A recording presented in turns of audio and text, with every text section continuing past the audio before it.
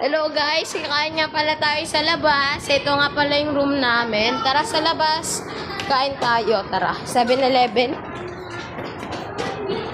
Yan. Ilang floor tayo? Second floor yata. Magandang tanghali, sir. Dito tayo. Yan. Bibilisan ko na lang para hindi tayo maubusan ng oras. Tara, bilhin na natin. Sa labas tayo kakain sa 7-Eleven.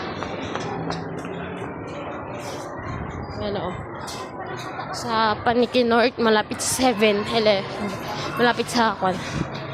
Mas masarap kasi kumain sa 7-Eleven kasi malamig. Kasi sa Jollibee. Pero niyan, kakain tayo sa Jollibee pag 200 yung pera ko or 150 game. Tara, wait lang. Cut ko muna. You know, nakatawid na tayo. Tara sa 7-Eleven. Inuubo pala ako eh.